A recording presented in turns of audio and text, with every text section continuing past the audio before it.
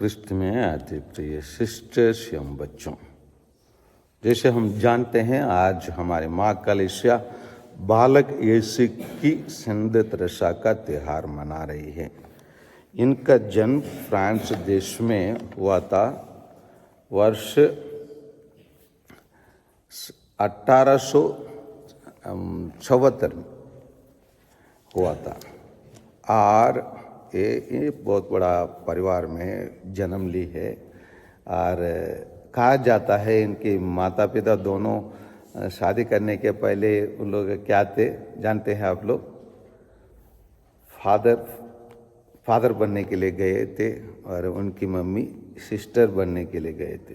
दोनों फादर भी नहीं बन पाए, सिस्टर भी नहीं बन पाए और दोनों बाद में उन लोग शादी किए। शादी करने के बाद उनको बच्चे हुए और उनके बच्चे में 2-3 बच्चे लोग क्या किए, समाज में सेवा करने के लिए सिस्टर बन गए। और ये बच्चों में सबसे छोटी थी और उनके बड़ी बहन भी सिस्टर बन चुकी थी। और ऐसे जैसे वो सिस्टर बनी है, बनने के बाद उसको भयानक बीमारी हो गया था। और बीमारी के टाइम पर वो बीमारी से हम लोग बहुत बार क्या निराशा हो जाते और ईश्वर की निंदा करना शुरू कर देते। इतने कम उम्र में मुझे ईश्वर ने क्यों ये सब दिया। इसी प्रकार हम मन ही मन, बाहर तो बोल नहीं थे, कम से कम मन ही मन हम विचार करते होंगे। लेकिन ये बालक यीशु की संत तरसा हम कहते हैं क्योंकि वो बालक जैसे बन गए थे। बालक का भूमिका क्या होता है? बालक अक्सर सब चीज़ के लिए निर्भर रहता है और माँ बाप से ही सब चीज़ को करवाएंगे बोल के उनसे आशा करते हैं और सुरक्षा के लिए बड़ों से आशा करते हैं और सभी चीज़ के लिए माँ बाप के पास दौड़ेंगे मांग करने के लिए। उसी प्रकार संत तरसा ईश्वर पर निर्भर की और सभी चीज़ के लिए ईश्वर के पास दौड़ के गई थी, सलाह लेने के लिए, उसकी सुरक्षा के लिए, उसके बीमार को उसको कैसे सहन करना है उसको शक्ति पाने के लिए वो गई थी। एक हम लोग इसमें देखते हैं कि इसको संत प्लस धर्माचार्य घोषित किया गया। धर्माचार्य बनने के लिए कभी कभी हम देखेंगे तो बहुत सारे लोग बड़े बहुत जैसे संत अगस्टिन को लेंगे, संत थॉमस एक्विनास के लेंगे और इसी प्रकार संत लोगों को हम लेंगे तो उन लोग बहुत बड़े लिखे आदमी थे। उन लोग बहुत ईश्वर ये शास्त्र को उन लोग पढ़ाई किए। पढ़ाई करने के बाद उन लोग बहुत सारे किताबों लिखे और ईश्वर के बारे में, ईश्वर के रहस्य के बारे में बताने में बहुत मेहनत किए। इसीलिए कलीसिया उनका धर्माचार्य मानते हैं। कल हम लोग संत जेरोम का त्यौहार मनाए थे। वो भी महान संत था जो बहुत कुछ ईश्वर के बारे में लिखा। ये तो 24 साल तक ये जिए। कहा जाता है 1897 में इसका मृत्यु हो जाता है और मृत्यु 24 साल का ही एक जिए व्यक्ति है।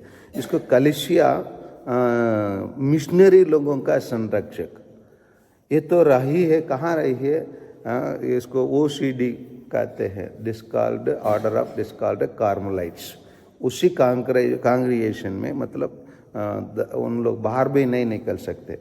मैं जानता हूँ हमारे परिवार से रिश्तेदार लोग 3-4 लोग उसी समाज में हैं। उनको देखने के लिए जाना है तो उन लोग बाहर नहीं आएंगे, हम उनको देखने के लिए जाना पड़ता है।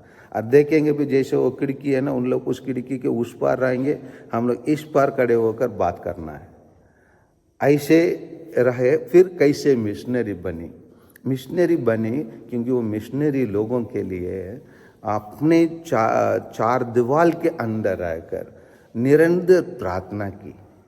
इसीलिए उसको सेंट फ्रांसिस सेवियर के बराबर में लगाया गया। सेंट फ्रांसिस सेवियर तो कम से कम 33,000 है ना किलोमीटर यात्रा किया। ये तो 33 फीट के अंदर रहकर एक ही कमरे में रहकर ये मिशनरी लोगों की काम की है।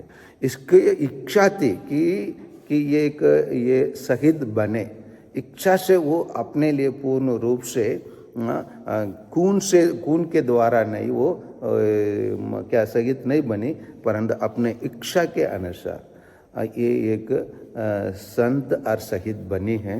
क्योंकि वो कहती है, इंग्लिश में कहा जाता है ये इनके बारे में, इंग्लिश में कहा जाता है God walks amongst us like with pots and pans। मतलब ईश्वर हमारे हर कार्य में, हम अगर किचन में भी कार्य करें और ये झाड़ू लगाएं, पोछा लगाएं और कुछ भी हम छोटे मोटे काम करें, उसी सब चीज़ में संत तेरेसा क्या ईश्वर को देखी है, जो भी काम किए।